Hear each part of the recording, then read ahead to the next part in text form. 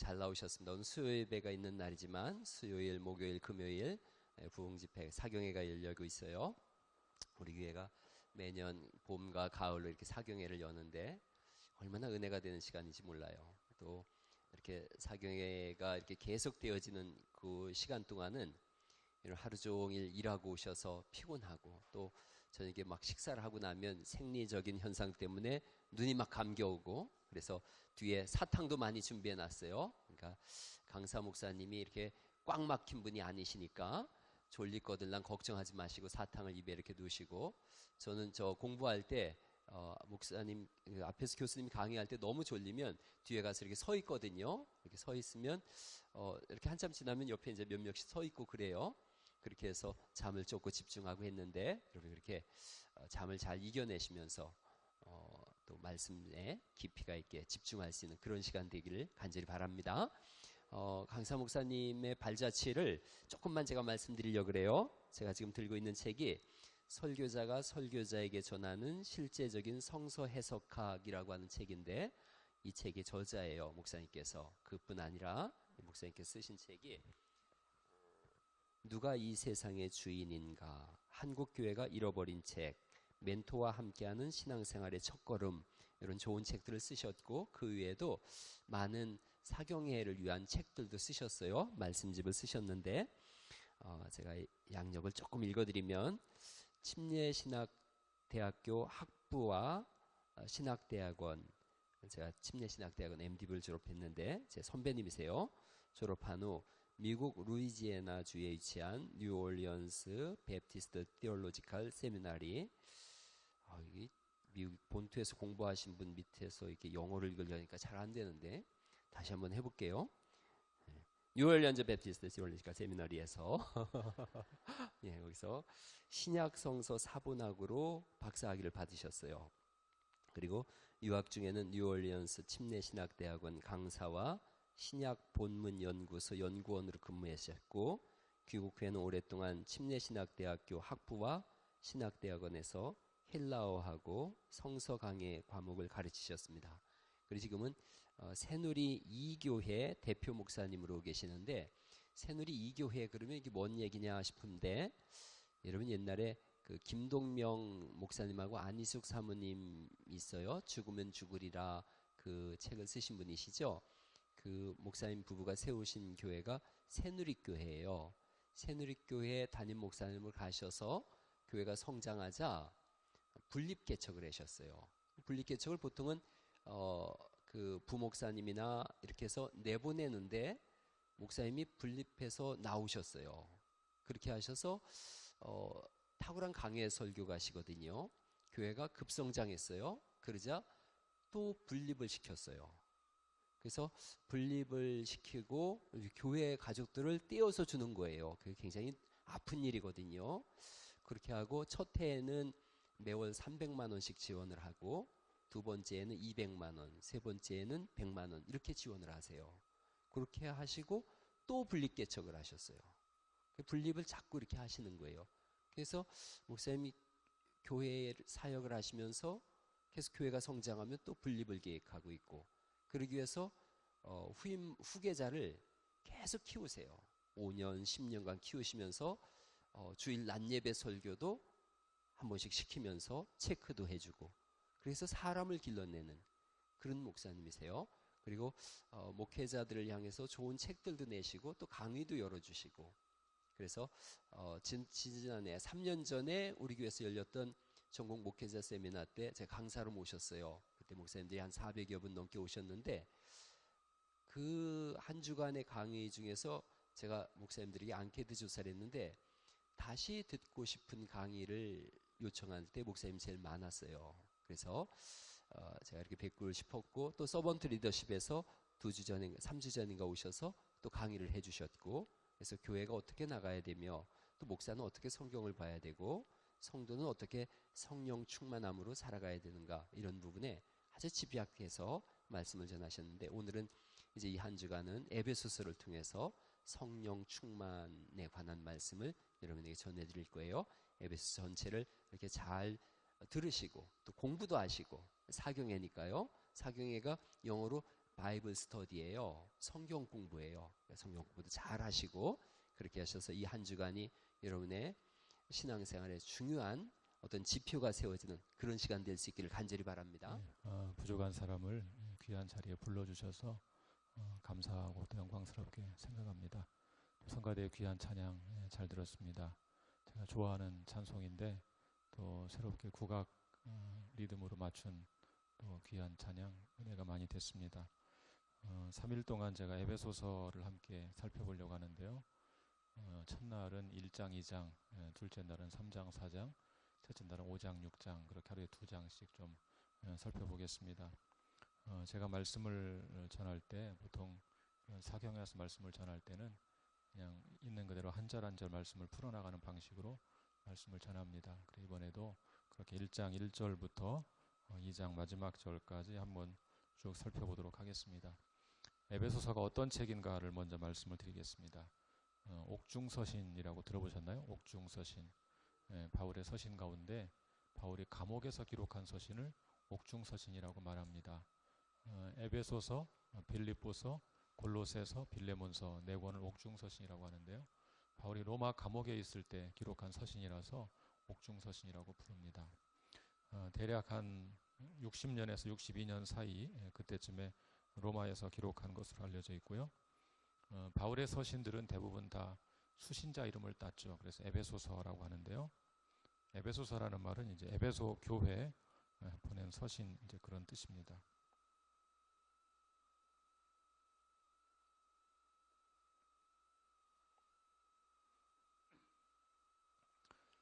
에베소 교회에 보낸 서신이지만 사실은 일종의 회람 서신이라고 하는데요. 에베소가 위치한 곳이 소아시아 지역, 지금의 터키 지역입니다. 소아시아 지역에 보낸 서신인데 회람 서신이라고 해서 한 교회 서신을 보내면 다른 교회로 돌려가면서 읽는 그런 서신이었습니다. 그러니까 지금은 성경이 워낙 많이 있기 때문에 그럴 필요가 없지만 그때는 성경을 손으로 베껴 쓴 사본으로밖에 가지고 있지 않았었거든요. 그러니까 한 교회가 사본을 받으면 그것을 읽고 나서 또 기록해서 전달하면 그것을 가지고 다른 교회가 읽어보고 이런 식으로 했던 것이죠. 그런 소아시아 지역을 순회시켰던 회람서신이라고 할 수 있습니다. 에베소서의 기록 목적은 유대인과 이방인의 하나됨을 통해 교회의 비밀이 무엇인가를 가르치는 것입니다. 유대인과 이방인 서로 원수같이 생각했던 사람들을 하나됨을 가르쳐서 그것이 교회의 비밀이라는 것을 가르쳐줄 목적으로 기록한 것입니다. 자, 한번 1장 1절부터 좀 볼까요? 1장 1절 한번 같이 읽어볼까요? 예, 시작. 하나님의 뜻으로 말미암아 그리스도 예수의 사도된 바울은 에베소에 있는 성도들과 그리스도 예수 안에 있는 신실한 자들에게 편지하노니. 자, 보통 바울이 서신을 시작할 때 항상 인사말을 하죠. 인사말을 하고 있는 건데요. 자, 맨 처음 뭐라고 말했냐면 하나님의 뜻으로 말미암아 그리스도 예수의 사도된 바울은 이렇게 말합니다. 사도라는 말, 그 말 속에 담겨있는 가장 중요한 개념은 목격자라는 것입니다. 목격자. 예수 그리스도를 목격한 사람을 사도라고 불렀습니다. 바울이 목격했을까요? 네, 목격했죠. 언제 목격했어요? 사도행전을 보시면 다메섹으로 가는 길에 부활하신 예수를 만났습니다. 그래서 그렇게 예수 그리스도를 목격한 사람을 사도라고 합니다. 바울이 그런 사람 중에 하나고요. 그런데 바울이 자기를 소개할 때 하나님의 뜻으로 말미암아 그리스도 예수의 사도된 바울은 이렇게 말합니다. 하나님의 뜻으로 내가 사도가 되었다 이렇게 말하는데 그 말 속에는 두 가지 개념이 담겨 있습니다. 첫 번째는 교만할 필요가 없다 그런 뜻입니다. 내가 사도가 된 것이 어떤 나의 능력으로 된 것이 아니고 하나님의 뜻으로 된 것이기 때문에 내가 무엇을 자랑하거나 내세울 것이 없다. 그런 겸손의 표현이기도 합니다. 또 한 가지는 바울이 지금 사도권, 사도의 권리, 사도의 권한을 강조하는 의도도 있습니다. 내가 사도라는 것을 분명하게 선포하는 것이죠. 그럼 바울이 자신을 사도라고 소개하는 것이 왜 중요한가? 여러분, 이 사도가 전한 복음이 아니면 그것은 그 당시에 참된 복음을 인정받을 수가 없었습니다. 그러니까 바울의 사도권이 무너지게 되면 사실은 바울이 전한 복음 자체가 흔들리게 되는 것이고 그러면 바울은 복음 사역에 치명적인 타격을 입을 수밖에 없죠. 그래서 바울이 자신의 사도됨을 강력하게 선포하는 것입니다. 자, 그런 바울이 누구에게 편지하고 있습니까? 에베소에 있는 성도들과 그리스도 예수 안에 있는 신실한 자들에게 편지한다. 그렇게 말하죠.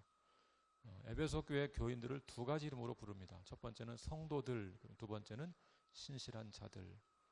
같은 사람들을 가리키지만 조금 강조점의 차이가 있습니다. 성도들 그 말 속에는 신분을 가리키는 뜻이 들어있습니다. 신분, 우리의 신분. 성도, 거룩한 사람, 거룩한 무리 그런 말이잖아요. 영어로는 사실 세인트예요. 세인트, 성자 같은 말이거든요. 굉장히 부담스러운 말이잖아요. 우리 한국 교회에서는 성도가 제일 낮은 단계의 교인처럼 생각하는 경향이 있어요. 성도에서 집사가 되고 뭐 권사가 되고 장로가 되고 이렇게 올라가는 것처럼 생각하는 경향이 있는데, 사실은 가만히 생각하시면 거룩한 사람 이런 말이니까 사실은 굉장히 부담스러운 이야기예요. 어떻게 여러분 성도세요? 거룩한, 그럼 성자세요? 굉장히 이상하죠. 듣기에 좀 부담스럽고 어색하죠. 그러니까 바울이 자신의 서신서에서 교인들을 성도라고 부를 때 그 말 속에 담긴 의미는 그들의 신분을 가리키는 거예요. 그들의 삶이 실제로 온전히 거룩하다 그런 뜻이 아니고 하나님의 은혜로 그렇게 성도로 구별되었다, 그런 신분을 갖게 되었다, 이런 뜻이 있습니다. 그래서 성도는 신분을 가리키는 단어고요. 신실한 자들, 그 말은 실제 우리의 삶을 가리키는 것입니다. 우리가 거룩한 자로 부르심을 받고 구별된 사람이 되었으니까 하나님 앞에 이제는 신실한 사람으로 살아야 한다, 그런 뜻입니다. 우리는 그래서 성도이자 신실한 자들이 되는 것입니다. 자, 그들에게 뭐라고 인사하고 있습니까? 2절을 같이 읽어보죠.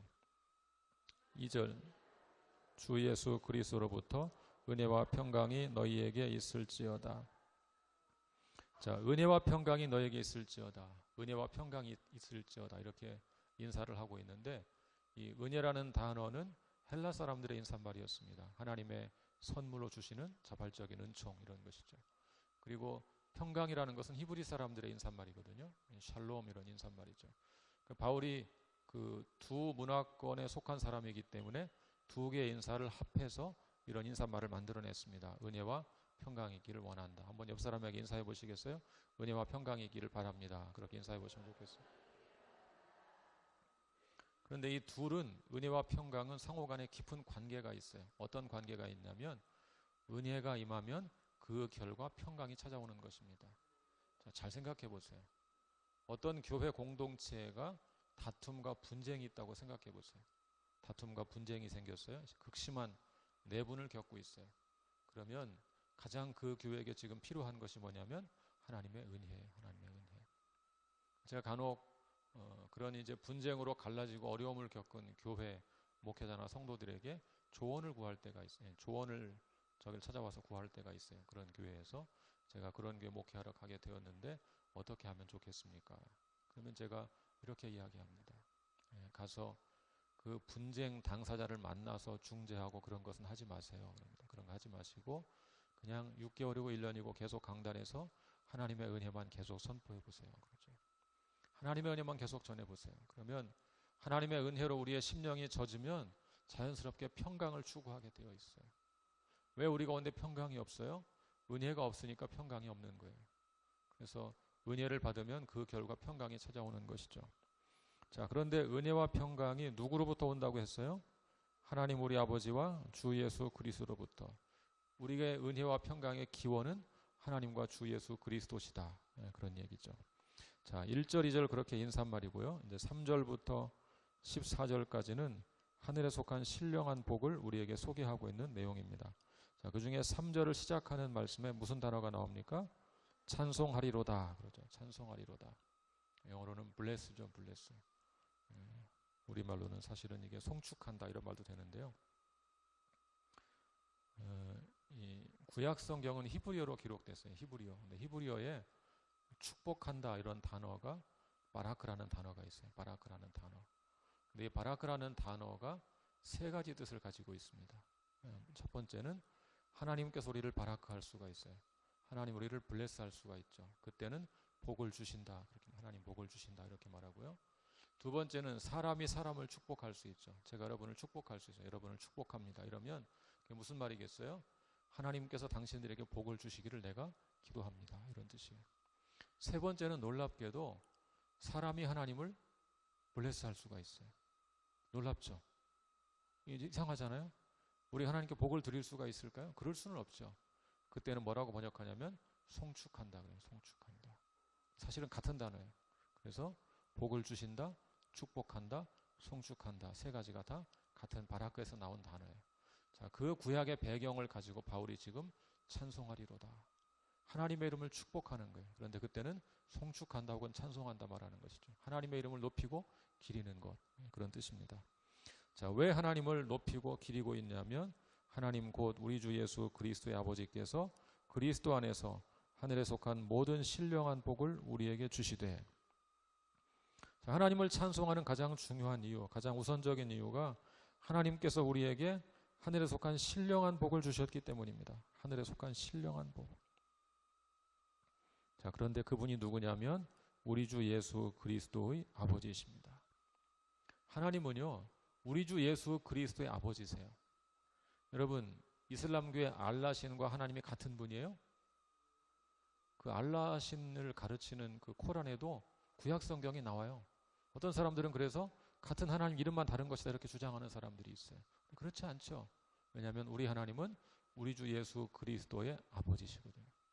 예수 그리스도를 통해서 우리에게 계시된 그 아버지 하나님을 믿는 것이지 우리가 막연한 절대자를 믿는 것이 아니기 때문에 다른 존재인 것이죠. 그래서 바울은 하나님 곧 우리 주 예수 그리스도의 아버지께서 하늘에 속한 신령한 복을 우리에게 주셨다 그랬어요. 자, 그 복이 어떤 복인가가 4절에 나오죠. 4절에 보시면 곧 그런 말이 있죠. 그 복이 무엇인가를 소개하는 거예요. 곧 창세전에 그리스도 안에서 그 말은 그리스도의 십자가 안에서 그 말이에요. 그리스도의 십자가 안에서 우리를 택하셨다 그랬어요. 하나님이 일방적으로 우리를 선택하셨어요. 자, 우리를 택하사 우리로 사랑 안에서 그 앞에 거룩하고 흠이 없게 하시려고. 자, 우리를 선택하신 목적이 뭐냐? 우리를 거룩하고 흠이 없게 하시려고 선택하셨다 그랬어요. 아까 제가 뭐라고 했어요? 우리는 성도라고 했어요. 성도. 거룩한 자로 부르심을 받은 거예요. 거룩한 자로. 아직은 신분상으로 거룩한 존재이지만 결국 우리는 마지막에 가면 실제로 우리의 삶에서 거룩한 자로 변화가 되어 갈 거예요. 그걸 성화라고 하죠. 성화. 하나님 우리를 그렇게 거룩한 자로 만드시기 위해서 불러주셨어요. 자, 5절에 보시면 그 기쁘신 뜻대로 우리를 예정하사 예수 그리스도로 말미암아 자기의 아들들이 되게 하셨으니. 자, 우리를 예정하시고 선택하시고 예정하셔서 우리를 하나님의 아들들이 되게 하셨어요. 누구로 말미암아? 예수 그리스도로 말미암아. 예수 그리스도의 십자가 사역을 통해서 우리를 하나님의 아들로 삼아 주셨다 그랬어요. 여러분, 우리를 아들로 삼기 위해서 하나님이 당신의 아들을 십자가에 못 박으셨어요. 얼마나 놀라운 일입니까? 우리를 아들 삼으려고 하나님이 자기 아들을 십자가에 못 박으셨어요. 엄청난 사랑이죠. 엄청난 사랑. 제가 하나님의 그 크신 사랑을 물론 뭐 여러 가지 경로로 체험하지만 제 아들의 삶에서 벌어진 어떤 사건을 통해서 깊이 체험한 적이 있어요. 제가 미국에서 유학할 때 벌어졌던 일인데요. 제 아들이 5살 때 그날 제 아내가 좀 밖에서 아르바이트하러 나가 있었고 저는 집안에서 아들 둘을 돌보고 있었어요. 큰아이가 5살, 작은아이 2살, 어렸을 때죠.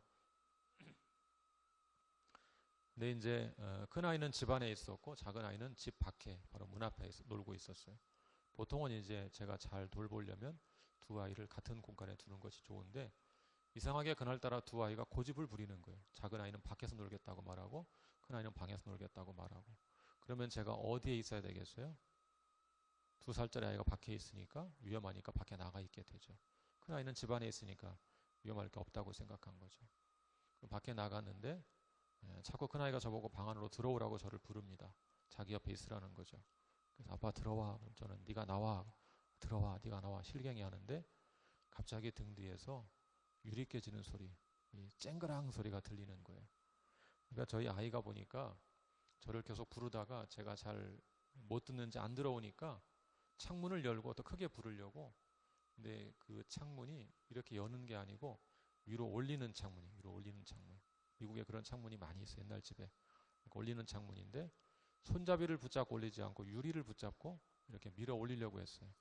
근데 그 학교 기숙사가 오래된 아파트예요. 낡은 아파트니까 유리도 오래 지나면 이게 유리가 멍이 드는 셈이거든요. 유리가 약한 상태니까 유리가 확 깨져버린 거예요. 쨍그랑 소리하고 아예 비명 소리가 동시에 들렸어요. 쨍그랑 하고 악 하는 소리가. 그래서 제가 놀라서 얼른 이제 뛰어서 들어가는데 사람이 놀라운 것이요. 그 뛰어 들어가는 시간이 한 2, 3초밖에 안 돼요. 여러 생각이 스쳐가더라고요. 여러 생각이. 일단 다쳤구나 싶은 생각. 또 염려가 되는 것이 아이가 다친 것은 이미 다친 건데 유리가 깨졌으니까 놀라서 뛰어나오다가 또 다치지 않을까 이런 생각이 드는 거예요. 잠깐 사이에.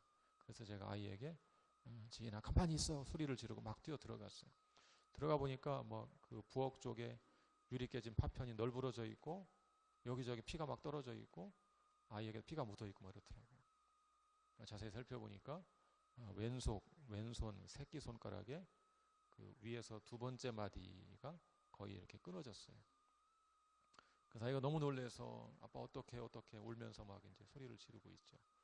다른 곳은 자세히 보니까 피가 튀어서 묻은 것이고 다친 곳은 한 군데였었어요. 그래서 얼른 이제 응급처치로 붕대를 감고 응급실로 갔어요. 그때가 이미 6시가 좀 지나는 때였는데 응급실에 가보니까 당직 의사만 있고 전문의가 없는 거예요.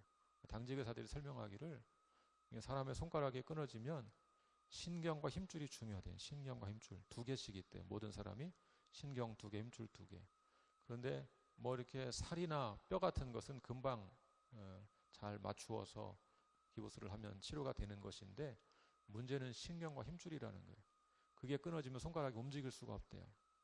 근데 하는 말이 전문의는 다 퇴근을 했고 우리는 당직 의사, 인턴 레지던트들이니까 수술을 할 수가 없습니다. 그래서 임시로 감염되지 않도록 몇 바늘을 꿰매서 줄 테니까 6바늘을 꿰매 줄 테니까 내일 아침에 저에게 명함을 주면서 이 병원으로 가보십시오. 이분이 우리 도시에서 손만 전문적으로 수술하는 최고의 의사입니다 하고 소개해 주셨어요. 그래서 바로 가서 좀 수술을 해서 마쳤으면 좋았을 텐데 그렇게 하지 못하고 이제 아이는 통증을 느끼는 채로 집에 왔죠. 임시로 꿰매고 집에 왔고 아침에 일어나자마자 제일 먼저 그 병원에 갔어요. 아침 9시에 병원에 갔는데 그 의사가 설명을 듣더니 저보고 선택하라는 거예요. 선택. 뭘 선택하느냐. 지금 이 어제 수술한 부위를 임시로 꿰맨 부위를 열어서 상태가 어떤지 진찰을 할 것인지 아니면 사흘 뒤에 아예 수술실을 예약을 해놓고 그때 가서 볼 건지 선택하라는 거예요. 왜 그런 얘기를 했냐면 이분이 워낙 유명한 의사라 스케줄이 밀려 있는 거예요. 미국은 예약 문화가 중요하거든요. 예약을 해서 하는 거거든요. 병원도 다 예약을 해서 하는 거예요. 그러니까 자기가 스케줄이 밀려서 지금 예약을 하면 3일 뒤에 할 수 있다는 거예요. 3일 뒤에. 그럼 3일 뒤에 큰 병원에 수술실 예약을 해놓고 자기가 수술을 해줄 수가 있다는 거예요. 그러면 지금 열어보자는 것은 무슨 말이냐? 지금 열어보았는데 만약 신경과 힘줄은 살아있고 손만 다른 살이나 뼈만 끊어진 것이라면 자기가 꿰매고 맞추면 금방 끝날 수 있다. 예약할 필요 간단한 것이니까 금방 할 수가 있다는 거예요. 그러면 지금 하면 좋지 않겠습니까? 그런데 풀렀는데 막상 신경줄이 끊어졌으면 다시 또 임시로 꿰매야 되는 거예요. 그리고 수술은 다시 또 사흘 뒤에 해야 되는 거죠. 그런 상황이에요. 그래서 듣고 보니까 지금 열어보는 게 의미가 없는 것 같은 생각이 드는 거예요. 그러면 사흘 뒤에 하는 게 어떻습니까? 그랬더니 또 재밌는 말을 하는데 사흘 뒤에 열어보았는데 그때 가서 끊어지지 않았으면 사실은 좋은 것이긴 한데 당신은 예약한 그 수술 비용을 다 내야 된다는 거예요. 수술실을 예약을 했고 의사인 자기를 몇 시간 동안 예약을 해놓았기 때문에 그 비용은 수술을 하더라도 내야 된다는 거예요. 얼마입니까? 800만 원이에요. 800만 원. 보험이 없었으니까 엄청난 돈을 미국이 또 의료 수가가 굉장히 비싸요. 그러니까 순간적으로 제가 너무 비참한 생각이 드는 거예요. 다친 아들을 앞에 놓고 돈 때문에 고민하고 있는 거죠. 그래서 80만 원도 없는 때인데 800만 원 어디 있겠어요. 그래서 많이 고민을 하다가 열어보자 그랬어요. 열어보자. 알았다고. 그래서 아이를 이제 눕혀놓고 저는 손가락을 꽉 붙잡고 얼마나 뭐 고통스럽겠어요. 또 어젯밤에 꿰맨 그 실밥을 다 풀고 핀셋으로 다친 부위를 막 열어서 확인하는 거죠. 제가 실밥을 풀고 열어보는 순간 후회를 했어요. 의사가 아닌 제가 육안으로 보기에도 다 끊어졌는데 뭐가 남아있겠어요. 손가락이 뭐 거의 잘려 남아있을 수가 없죠. 그리고 생각을 해보니까 어제 의사들이 그 미국식의 사고방식인데 미국 사람들은 자기 권한 밖의 일은 절대로 말하지 않아요. 자기의 권한 안에서만 말을 하는 것이지 뭐 한국 사람 같으면 뭐 다 말해줬을 거예요. 다 끊어진 것 같아 이렇게 말해줬을 때 그런 말 안 하는 거예요. 그러니까 사실은 이미 다 끊어진 것인데도 의사들이 말을 안 해준 것뿐이죠. 그래서 저는 결국은 또 후회를 했죠. 괜히 열어봐서 아이는 또 막 자지러질 때 울고 또 다시 꿰맸죠. 임시로 또 꿰매고 또 집에 갔다가 사흘 뒤에 수술을 하러 갔어요. 무려 4시간이나 걸린다고 하더라고요. 수술하는데. 어떻게 보면 좀 간단한 것처럼 보이는데 전신 마취를 하고 4시간 동안 수술을 해요. 그래서 저는 대기실에 있고 아이는 병원에 수술실에 들어가서 수술을 받게 됐어요. 그 대기실에서 있는 동안 처음에는 욥기를 읽었어요. 욥기. 시간이 많이 남으니까 성경을 가져갔거든요. 욥기를 1장부터 42장까지 쭉 읽었어요. 근데 제게 그 당시에는 뭐가 보였냐면 욥의 친구들이 욥의 고난을 이해하지 못하고 정죄하는 모습이 보였어요. 그게 제 모습 같다는 생각이 드는 거예요. 남의 슬픔이나 고난에 대해서 예민하지 못하고 내 생각밖에 못하는 그런 내 모습이 보이는 거예요. 그 당시 제가 공부하느라고 박사과정을 공부하는 사람의 유일한 목적은 박사학위를 받는 것이거든요. 그러니까 그것에 온통 집중하다 보니까 제가 주변 사람들을 돌아볼 여유가 없었어요. 그 주변 사람들을 돌아보지 못하고 이기적으로 살아가는 내 모습이 보이는 거예요. 주님께서 그걸 보여주시는 거예요. 네가 목사가 될 사람이, 네가 목사인데 앞으로 졸업하고 목회를 할 텐데 네가 정말 이 욥의 친구들과 같이 다른 사람의 고난을 헤아리지 못하고 일방적으로 판단하고 정죄하는 그런 사람이 아니냐. 과연 그런 마음으로 목회를 할 수가 있겠냐. 이런 마음을 주시는 거예요. 그래서 제가 회개하고 주님 제가 성도들을 따뜻하게 돌보는 그런 목사가 되겠습니다. 기도하고 또 시간이 아직 남아 있어서 요한복음의 뒷부분을 펼쳤어요. 시간이 많지 않더라고요. 그래서 전체를 읽을 시간은 없어서 요한복음 뒷부분을 펼쳤는데 예수님의 십자가 고난에 대한 말씀을 읽게 됐죠. 근데 제 아이가 수술을 받는 상황과 이게 겹쳐서 보이면서 예수님의 십자가 고난이 예전처럼 보이지 않고 굉장히 마음속에 무겁게 다가왔어요. 굉장히 고통스러운 생각이 드는 거예요. 가슴이 이렇게 막 찢어지는 것 같은 아픔이 있었어요. 그래서 제가 너무 가슴 아파하니까 말씀을 읽는 중에 주님께서 제 마음에 물으셨어요. 너 그렇게 마음이 아프냐? 너 그렇게 마음이 아프냐? 예, 주님 제 마음이 아파요. 주님 아시잖아요. 제가 잘 돌보지 못해서 생긴 일이에요. 주님 아시잖아요. 주님께서 제가 평생 잊을 수 없는 말씀을 제게 들려주셨어요. 너는 내 아들 새끼손가락 끊어진 그 일이 그렇게도 마음이 아픈데 나는 너를 위해서 내 아들을 십자가에 못 박았다. 그렇게 말씀하시는 거예요. 제가 그때 이미 목사였었거든요. 젊은 목사였죠. 그렇지만 제가 20살 때 전도사를 시작해서 얼마나 많이 설교했겠어요. 얼마나 많이 십자가의 사랑을 설교했겠어요. 제가 그때 보니까 하나님의 사랑을 모르고 있었더라고요. 당신의 아들을 우리를 위해서 내어주신다는 것 얼마나 고통스러운 일인지. 나는 내 아들 새끼손가락 끊어져 수술하는 것도 이렇게 마음이 아픈데 하나님은 당신의 아들을 십자가에 못 박도록 내어준다는 것이 그게 얼마나 엄청난 사랑인가 그때 깨달았어요.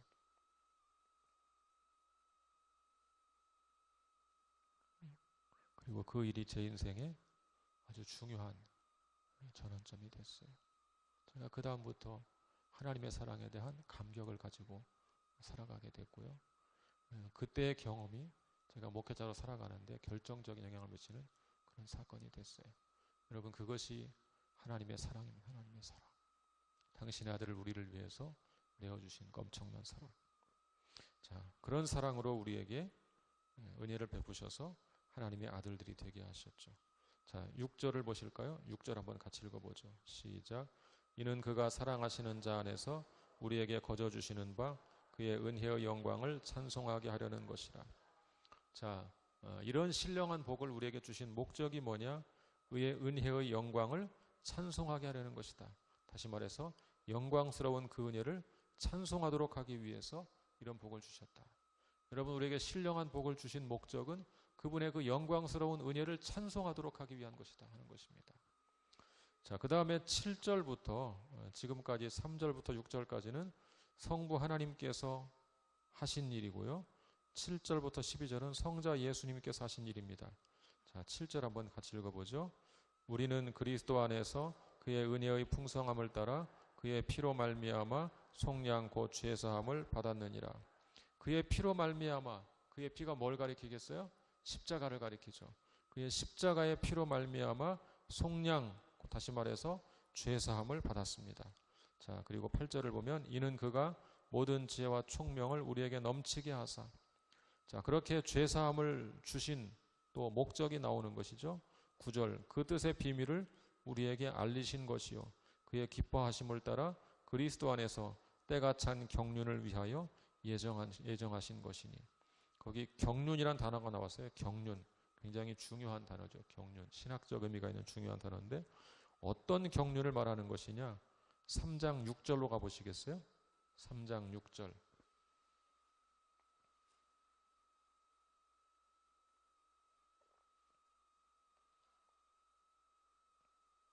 예, 3장 6절 한번 같이 읽어보죠. 시작. 이는 이방인들이 복음으로 말미암아 그리스도 예수 안에서 함께 상속자가 되고 함께 지체가 되고 함께 약속에 참여하는 자가 됨이라. 이게 경륜이에요. 경륜. 하나님의 경륜. 하나님의 경륜이 뭐냐면 이방인과 유대인이 복음으로 말미암아 그리스도 예수 안에서 함께 상속자가 되고 함께 지체가 되고 함께 약속에 참여하는 자가 되는 거예요. 자, 그것을 위해서 우리를 부르시고 우리를 구원하셨다. 그렇게 말씀하고 있는 것입니다. 그래서 10절을 보시면 하늘에 있는 것이나 땅에 있는 것이 다 그리스도 안에서 통일되게 하려 하심이라. 유대인과 이방인 뿐만 아니라 하늘과 땅에 있는 모든 것들이 다 그리스도 안에서 통일되는 것이 그 목적이라는 거예요. 또 11절을 보시면 모든 일을 그의 뜻대로 그의 뜻의 결정대로 일하시는 이의 계획을 따라 우리가 예정을 입어 그 안에서 기업이 되었으니. 여기 우리가 누굴까요? 우리. 여기 우리는 유대인 그리스도인들. 유대인 출신 그리스도인들이 예정을 입어서 그 안에서 기업이 되었다. 그의 계승자가 되었다. 자, 12절. 이는 우리가 또 유대인 그리스도인들이죠. 그리스도 안에서부터 바라던 그 영광에 찬송에 되게 하려 하십니다. 자, 하나님께서 예수님을 통해서 십자가의 죽음을 통해서 우리의 죄를 속량하시고 그것으로 말미암아 유대인과 이방인이 하나가 되게 하시고 하늘과 땅의 모든 것을 통일하게 하시고 이렇게 하신 목적이 뭐냐? 그것도 역시 동일하게 여기 앞에 있는 것처럼 똑같이 영광의 찬송이 되게 하려 하십니다. 자, 우리에게 이런 은혜를 주신 목적은 바로 하나님의 영광을 찬송하는 것이다. 그런 얘기를 하고 있는 것입니다. 또 13절과 14절은 이제 삼위일체 하나님 중에서 성령께서 하신 사역이에요. 성령께서 하신 사역. 성부, 성자, 성령을 함께 찬송하는 것이죠. 한번 같이 읽어볼까요? 13절 시작. 그 안에서 너희도 진리의 말씀 곧 너희의 구원의 복음을 듣고 그 안에서 또한 믿어 약속의 성령으로 인치심을 받았으니. 아까는 우리가, 여기는 너희도 그랬죠. 이제 너희는 누구겠어요? 이방인 그리스도인들. 그렇죠? 이방인 그리스도인. 우리 유대인뿐만 아니라 너희 이방인들도 진리의 말씀 곧 너희의 구원의 복음을 듣고 믿어서 성령으로 인치심 받았다. 성령으로 인쳤다는 게 뭐냐면요, 인친다는 건 도장을 찍는 도장. 도장을 왜 찍어요? 이것은 내 소유다. 내 소유. 하나님이 당신의 소유라고 도장을 찍어주신 거예요. 자, 그래서 우리 기업의 보증이 되셨어요. 우리의 구원의 보증이 되셨어요. 보증. 여러분, 어떻게 우리가 구원받은 것을 알 수 있어요? 성령께서 보증을 서주셨어요. 보증. 우리를 구원하시고 약속의 성령으로 인치셨어요. 도장을 찍어서 하나님의 것이라고 보증해 주셨어요. 여러분이 어떤 집을 이사 가려고 할 때 아파트 전세 혹은 월세를 들어간다 그러면 보증금을 내요. 보증금. 그렇죠. 보증금 1,000만 원을 내고 월 100만 원 이렇게 계약을 할 수 있단 말이에요. 그러면 주인이 여러분을 믿는 근거가 뭐예요? 이 보증금 때문이에요. 보증금. 월세 안 내면 보증금에서 떼면 되는 것이고요. 그러니까 보증금이라는 게 그런 거예요. 보증이 되셨다. 그러니까 하나님께서 우리를 보증 서주신 거예요. 성령으로 인쳐서 우리를 보증을 서주셨어요. 우리가 성령께서 우리 가운데 계시기 때문에, 우리가 성령의 사람이기 때문에 하나님의 자녀로 구원받은 것이 보증이 되는 것이죠. 자, 그래서 그 얻으신 것을 속량하시고 그 영광을 찬송하게 하려 하십니다. 자, 이렇게 보증을 서신 이유가 뭐냐? 우리를 속량하시려고, 우리의 죄를 용서하시려고, 그리고 그 영광을 찬송하게 하시려고. 삼위일체 하나님께서 성부 하나님 우리를 예정하시고 성자 예수님 십자가에서 죽으심으로 우리의 죄를 용서해 주시고 성령 하나님이 인치셔서 우리의 구원을 확증해 주시고 삼위일체 하나님께서 이렇게 우리 가운데 일하시 역사하신 목적이 뭐냐면 우리로 하여금 그 영광을 찬송하게 하기 위한 것이다. 그런 이야기입니다. 여러분, 우리 인생의 가장 소중한 목적이 무엇입니까? 하나님의 영광을 찬송하는 것입니다. 제가 그 대학생 때 합창단 활동을 했었어요. 합창단. 근데 전국 순회 공연을 다녔거든요. 테텔레스타이라고 다 이루었다라는 그 칸타타 곡이 있었어요. 예수님의 그 십자가와 부활 이렇게 쭉 그림자 극과 함께 어떤 메시지를 가지고 복음 메시지를 담아서 하는 그런 연주회인데 전국을 순회하며 다녔어요. 그래서 뭐 서울에서도 하고 뭐 경기도 어디에서도 하고 또 부산도 가고 광주도 오고 뭐 이렇게 해서 쭉 순회를 했었는데요. 이렇게 다녀보니까 그 지방 사람들의 특징이 있어요. 특징. 서울 사람들은 굉장히 교양이 있어요. 박수를 칠 때만 딱 쳐요. 칠 때 딱 치고 안 칠 때는 조용히 잘 들어주고 실제로 굉장히 음악에 대한 이해가 높고 그런 편이었어요. 근데 부산을 갔는데 부산 사람들은 굉장히 화끈해요. 아무 때나 박수를 치는 거 아무 때나. 수시로 박수를 치는 거예요. 열정적으로. 근데 굉장히 그것이 감동적이었어요. 무례하게 느껴지지 않고 정말 마음을 담아서 박수를 치니까 굉장히 감동적이었어요. 근데 제가 부산에서 공연했던 것을 잊을 수가 없는데요. 그 이유가 있어요. 이렇게 큰 공연장에 서서 저희가 공연을 하는데 마지막 피날레 찬송이 그 가사가 이제 아멘으로 끝나요. 아멘. 부활하신 예수님이 그림자 극으로 손을 들고 쫙 나타나 축복하시는 모습으로 나오고 성가대가 아멘 하고 노래하는 거예요. 근데 이제 아멘이 보통 끝나고 박수가 나와야 되는데 아멘이 시작 때 박수가 나오기 시작했어요.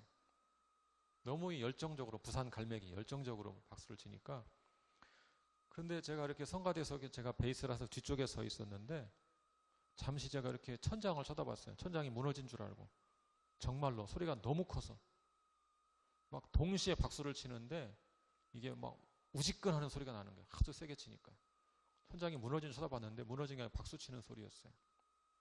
열정적으로 기립박수를 치기 시작했어요. 오랫동안. 그러면 이제 뭘 해야 돼요? 지휘자가 돌아서서 인사를 해야죠. 이게 보통 하는 일이잖아요. 지휘자가 인사를 안 하는 거예요. 우리를 쳐다보고 우리가 좀 업됐어요. 흥분했어요. 아, 우리 굉장히 잘했나 보다. 박수를 보니 정말 잘했나 보다 이 생각을 하고 있었거든요. 지휘자가 우리를 쳐다보고 아직 청중을 향해 돌아서지 않고 손가락으로 하늘을 가리키기 시작했어요. 우리끼리 사인이에요. 사인. 무슨 사인? 무슨 사인이냐면 Praise the Lord. 주님만 찬양하라. 이게 사인이에요.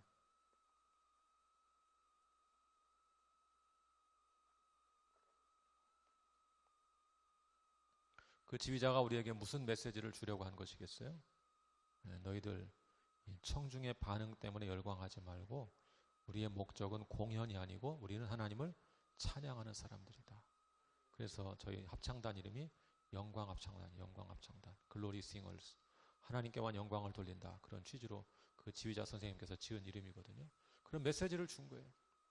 사람들이 지금 열광적으로 환호하고 박수치고 그런 것에 흥분하지 말고 우리는 영광 합창단, 하나님께 찬양하고 하나님께 영광 돌리는 합창단이니까 그것만 생각해라. 그런 사인이에요. 잠시 우리 흥분을 가라앉히고 돌아서서 이제 인사를 하기 시작했어요.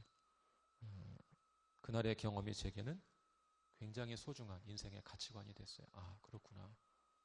우리는 하나님의 은혜로 여기까지 왔으니까 그분의 은혜로 우리는 예정으로 또 십자가의 예수님의 죽으심으로 구원받고 죄사함 받고 성령이 인쳐서 보증해 주셔서 지금 하나님의 자녀가 되었으니까 우리가 할 일이 뭔가 하나님께 영광을 돌리는 것이지. 그것이 제 인생의 중요한 가치관이 됐어요. 여러분, 우리 인생의 목적은 하나님의 영광인 줄로 믿으시기를 바랍니다. 자, 이제 15절부터 보겠습니다. 15절부터 19절까지는 기도입니다. 기도. 이런 영적인 복, 신령한 복을 이해할 수 있는 통찰력을 달라고 기도하는 것입니다. 이게 얼마나 깊고 오묘한 복인지 바울은 알고 있으니까 그것을 설명하기 위해서 바울이 이제 쭉 설명을 했고 이제는 기도하는 것입니다. 15절 같이 읽어보죠. 시작. 이로 말미암아 주 예수 안에서 너희 믿음과 모든 성도를 향한 사랑을 나도 듣고 너희 믿음과 사랑, 우리 신앙의 두 가지 균형이죠. 우리 신앙의 균형이 어떻게 이루어지냐면 주 예수를 향한 믿음이 있어야 되고 그런 믿음 있는 사람은 성도를 향한 사랑이 있어야 되는 거예요. 주 예수를 향한 믿음 있는 사람은 성도를 향한 사랑으로 표현돼야 되는 거예요. 이 두 가지 믿음과 사랑의 균형을 이룬 사람이 진짜 신자예요. 진짜 신자. 자, 그것을 내가 들었다는 거예요. 에베소 교회 성도들이 그런 사람이다. 그래서 내가 기도할 때 기억하며 너희로 말미암아 감사하기를 그치지 아니하고, 감사하기를 그치지 않는다. 무엇 때문에? 너희의 믿음과 사랑의 균형 때문에 내가 감사하기를 그치지 않는다. 자, 그러면서 이제 기도를 시작합니다.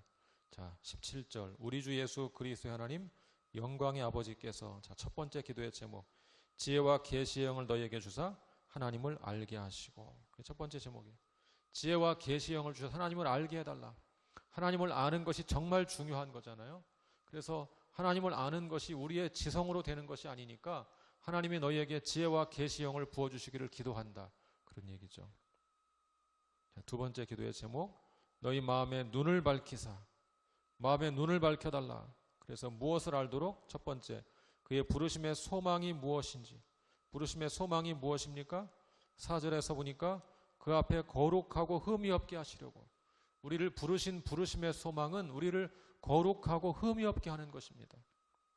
그것을 너희가 알기를, 마음의 눈을 밝혀서 그것을 알기를. 자, 두 번째는 그 기업의 영광의 풍성함이 무엇이며, 여기 기업은 교회를 가리키는 것입니다. 교회가 얼마나 영광스러운 존재인지를 알기를. 또 그 다음에 세 번째 19절, 그의 힘의 위력으로 역사하심을 따라 믿는 우리에게 베푸신 능력에 지극히 크심 어떠한 것을 너희로 알게 하시기를 구하노라. 능력이 크심, 이것은 교회의 능력이 얼마나 큰 것인지 너희가 알기를 원한다. 자, 그래서 두 가지 기도의 제목인데, 첫 번째는 지혜와 계시의 영을 주셔서 하나님을 알게 되는 것, 두 번째는 마음의 눈을 밝히는 것, 마음의 눈을 밝혀서 부르심의 소망이 무엇인지, 우리가 얼마나 거룩하고 흠이 없는 존재로 자라가야 되는지, 또 그것을 위해서 우리를 부르신 교회가 얼마나 풍성한 존재인지, 또 교회가 얼마나 능력 있는 존재인지 너희가 알기를 내가 기도한다. 그렇게 기도하는 것입니다. 20절부터는 이제 그 기도한 내용에 대해서 좀 더 자세히 설명하는 것입니다. 자, 20절 한번 같이 읽어보죠. 시작. 그의 능력이 그리스도 안에서 역사하사 죽은 자들 가운데서 다시 살리시고 하늘에서 자기의 오른편에 앉히사. 자, 그의 능력이, 하나님의 능력이 그리스도 안에서 역사하셨어요. 어떤 결과가 벌어졌어요? 첫 번째, 죽은 자들 가운데서 살리셨어요. 부활. 그렇죠? 자, 두 번째, 하늘에 자기 오른편에 앉히셨어요. 승천하여서 하늘에 오르셨어요. 세 번째, 21절 같이 읽어보죠. 21절 시작. 모든 통치와 권세와 능력과 주권과 이 세상뿐 아니라 오는 세상에 일컫는 모든 이름 위에 뛰어나게 하시고, 승천하여서 통치권을 얻었어요. 모든 이름 위에 뛰어나게 하셨어요. 자, 22절 네 번째, 그래서 만물을 그의 발 아래 복종하게 하셨어요.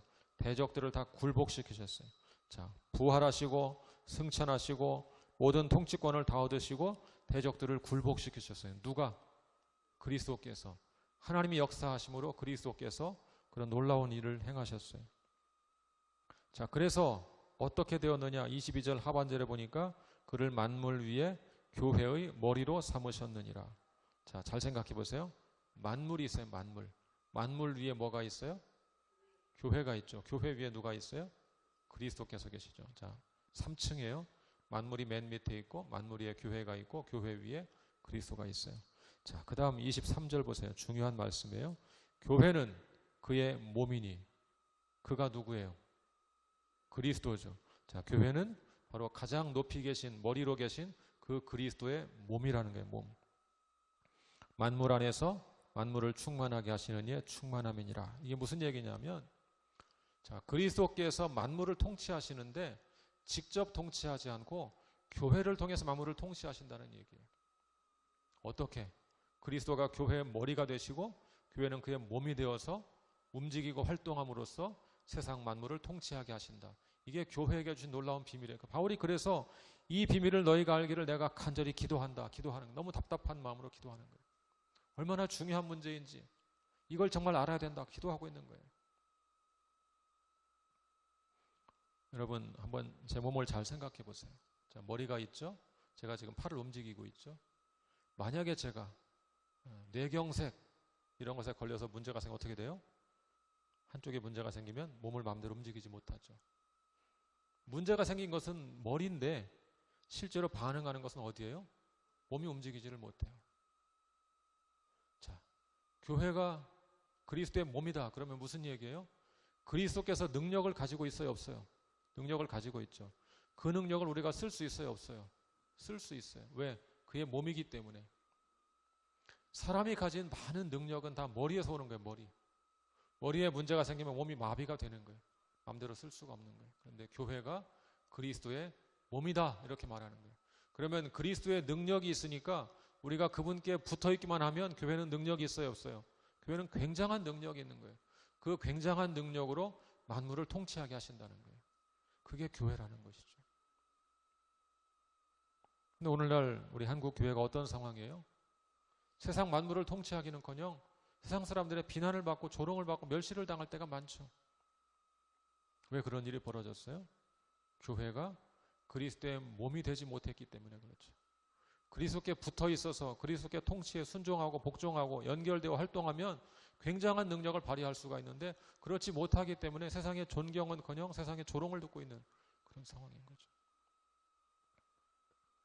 가까운 김제 금산교회라는 교회 혹시 들어보셨죠? 김제가 가깝다고 그러더라고요. 제가 내일 한번 가보려고 그럽니다. 아직 가보지는 못했어요. 근데 그 김제 금산교회에 굉장히 아름다운 스토리가 금산교 역사 가운데 기록되어 있어요. 금산교회에 이자익 목사와 조덕삼 장로라는 두 분이 계시는데요. 원래 조덕삼 장로가 주인이고 이자익은 마부예요, 마부. 말을 키우는 마부. 근데 선교사를 통해서 이 둘이 함께 예수님을 믿게 됐어요. 그리고 한 교회를 섬기게 됐어요. 근데 거의 실제로는 조덕삼 장로가 교회를 섬긴 것이죠. 재산도 있고 하니까 선교사님을 섬기고 교회를 섬기고 이렇게 했죠. 함께 신앙생활을 하다가 어느 날 장로 선거를 하게 됐어요. 장로 선거. 둘이 후보로 올라갔는데 그만 마부인 이자에게 장로가 되고 주인은 떨어져 버렸어요.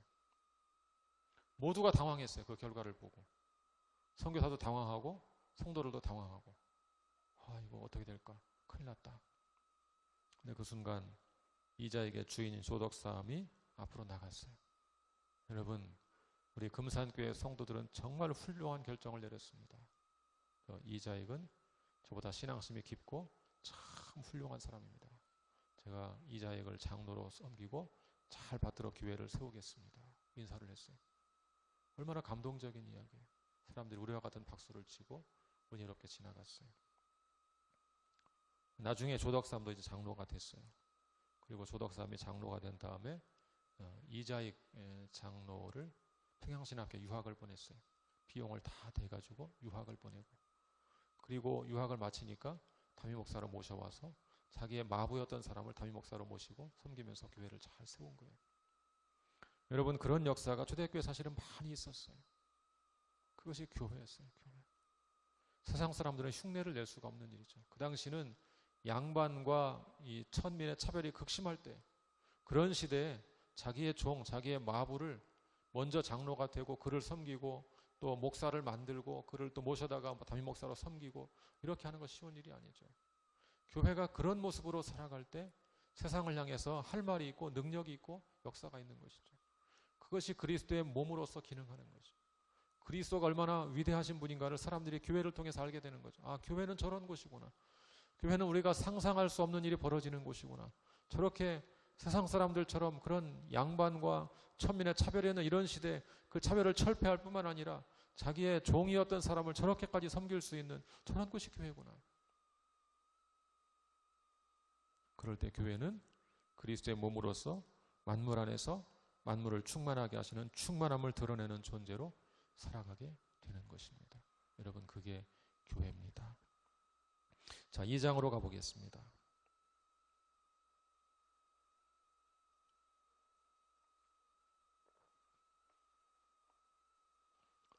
자, 2장은 허물과 죄로 죽었던 너희를 살리셨다. 우리의 이제 구원에 대한 이야기를 다시 한번 자세히 다룹니다. 한번 같이 읽어볼까요? 2장 1절과 2절. 자, 시작. 그는 허물과 죄로 죽었던 너희를 살리셨도다. 그때 너희는 그 가운데 생하여 이 세상 풍조를 따르고 공중의 권세 잡은 자를 따랐으니 곧 지금 불순종의 아들들 가운데서 역사하는 영이라. 자, 그는 허물과 죄로 죽었던 너희를 살리셨다. 이제 우리가 죽을 뻔한 너희가 아니고 죽었던 너희를 살리셨다. 그래서 죽었던 너희를. 그리고 이제 우리가 예전에 어떤 사람이었는가, 영적으로 죽은 사람의 특징을 설명합니다. 자, 그때 우리가 거듭나기 전에 우리가 죽었던 때 어떻게 살았느냐, 그 가운데 생하여 이 세상 풍조를 따르고, 첫 번째 세상의 풍조를 따라다니고 있었어요. 세상 풍조, 무엇이 옳은 것인지 분별하지 못하고 세상 사람들이 사는 방식을 따라가고 있었단 말이에요. 그 다음에 공중의 권세 잡은 자를 따랐으니 곧 지금 불순종의 력석사하는 영이라. 공중의 권세 잡은 자가 누굴까요? 누구예요? 사탄 마귀죠. 사탄 마귀. 우리가 사탄에게 순종하고 있었다는 거예요. 불순종의 아들들과 역사하는 영이다. 사탄에게 순종하고 있었다. 여러분, 예수 믿기 전에 사탄에게 순종하려고 순종했을까요? 우리가 알고 그런 것은 아니죠. 알지 못하는 사이에 사탄에게 순종하는 삶을 살고 있었던 거예요. 베드로를 생각해 보세요. 베드로가 예수님께 책망을 들은 적이 있죠. 사탄아 물러가라 그랬죠. 언제요? 십자가를 지지 못하게 막았을 때 사탄아 물러가라 그랬어요. 베드로가 사탄 노릇하려고 했던 것은 아니죠. 자기도 모르는 사이에 사탄의 종으로 쓰임받고 있는 상황이었던 거예요. 우리가 그랬었다는 거예요. 자, 그 다음 3절을 보죠. 3절 시작. 전에는 우리도 다 그 가운데서 우리 육체의 욕심을 따라 지내며 육체와 마음에 원하는 것을 하여 다른 이들과 같이 본질상 진노의 자녀이었더니.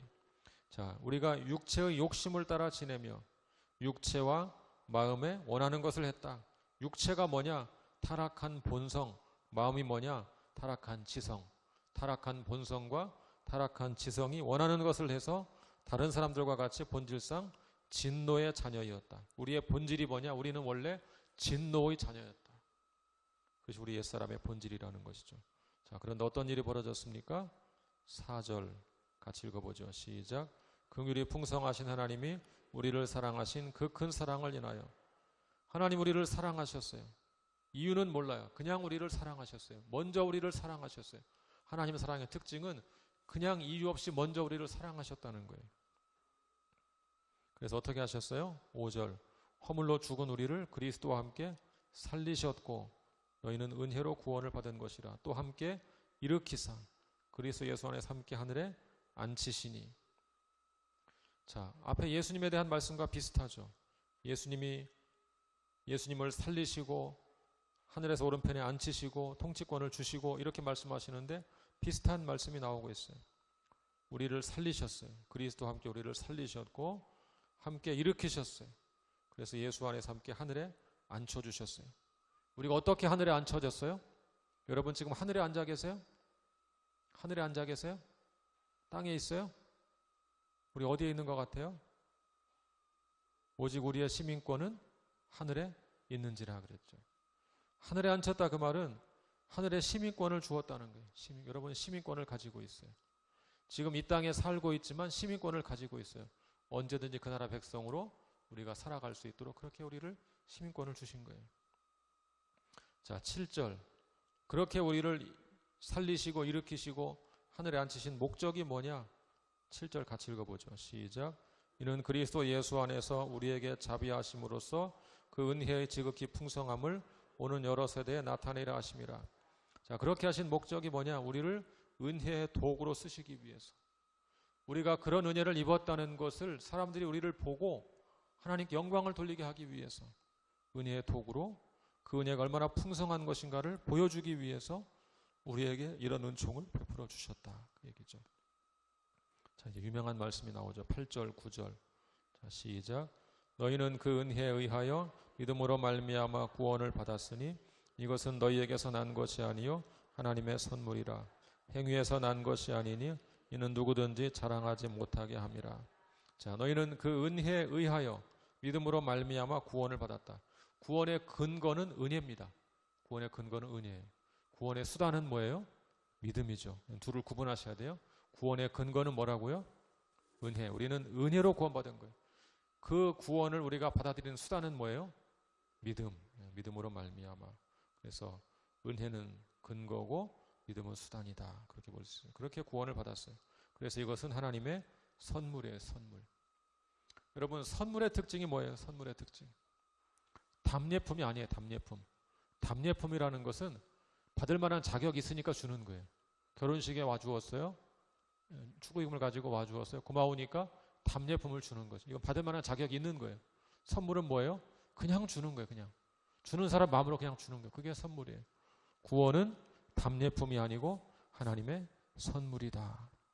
행위에서 난 것이 아니니 이는 누구든지 자랑하지 못하게 합니다. 행위에서 난 것이 아니니, 자격이 있어서 받은 것이 아니니 누구든지 자랑하지 못하게 합니다. 자랑하지 못하게 한다. 그 말은 공로주의를 배격하는 거예요. 여러분, 구원은요, 하나님의 전적인 선물이에요. 전적인 은혜의 선물이에요. 내가 무슨 자격이 있어 그런 것이 아니란 말이에요. 여러분, 나는 그래도 구원받을 자격이 있어, 그렇게 생각하신다면 근본적으로 잘못 생각하시는 거예요. 구원은 하나님의 선물이에요. 누구든지 자랑하지 못하게 합니다. 아무도 자기의 의를 내세울 수가 없고 아무도 자기의 공로를 내세울 수가 없다는 말이에요. 자, 10절 같이 읽어보죠. 10절 시작. 우리는 그가 만드신 바라 그리스도 예수 안에서 선한 일을 위하여 지으심을 받은 자니 이 일은 하나님의 전에 예비하사 우리로 그 가운데서 행하게 하려 하심이니라. 자, 선한 일을 위해서 지으심을 받았다. 우리가 지음받은 목적이 뭐라고요? 선한 일. 선한 일이 뭘까요? 7절을 다시 한번 보죠. 7절. 자, 시작. 이는 그리스도 예수 안에서 우리에게 자비하심으로써 그 은혜의 지극히 풍성함을 오는 여러 세대에 나타내려 하십니다. 선한 일이 뭐냐면 우리가 그 은혜의 지극히 풍성함을 드러내는 것, 나타내는 것. 은혜의 도구로 살아가는 것. 그게 선한 일이에요. 이 말씀 말하는 선한 일은 도덕적인 선한 일이 아니고요. 그 은혜의 지극히 풍성함을 드러내는 것. 그게 선한 일이라는 거예요. 그것을 위해서 우리는 지으심을 받았다. 여러분, 하나님이 얼마나 은혜가 풍성하신 분 여러분의 인생을 통해서 다른 사람들에게 드러내실 수 있기를 바랍니다. 제가 오래전 전도사 때 겪은 일인데요. 제가 20대 후반에 대전에서 어떤 교회 전도사를 하고 있었어요. 파트 전도사였었는데요. 그때가 제가 결혼하고 막 얼마 안 됐을 때, 신혼 때, 결혼하고 몇 달 안 됐을 때. 근데 제가 잠을 자면 굉장히 깊이 자는 사람이에요. 제가 이렇게 물어보면 사람들이 안 믿는 사람들이 많더라고요. 여러분, 제가 잠을 잘 자게 생겼어요? 못 자게 생겼어요? 다 못 자게 생겼다고. 저 뒤에 제 아내가 증인이 있는데 저는 누우면 보통 1분 금방 잠들어요. 누우면 등만 닿으면 잠 잘 수가 있어요. 아무 때나. 그리고 잠이 들면 완전히 골아 떨어져요. 누가 깨워도 못 일어나요. 잘 때 저를 깨우면 제가 헐크로 변해요. 헐크. 전혀 뜻밖의 사람이 돼요. 이상한 반응을 보이고. 그래서 제 아내가 결혼 초기에 많은 상처를 받았어요. 제 아내의 소박한 꿈이 있었어요. 결혼하고 꾸었던 꿈. 같이 누워서 도란도란 얘기하는 거. 이게 꿈이었어요. 하루 있었던 일을 도란도란 얘기하는 게 꿈이었어요. 소박한 꿈이잖아요. 근데 결혼하고 이제 그럴 줄 알았는데 금방 자버리는 거예요. 누우면. 저는 누우면 자는 사람이에요. 눈 뜨면 일어나야 되고. 근데 그날도 잠이 들었어요. 12시가 좀 넘은 시간. 그때가 제가 가장 깊이 잠들 때. 잠들고 1시간 안쪽에. 잠이 들었는데 집에 전화가 걸려왔어요. 아내가 전화를 받았죠.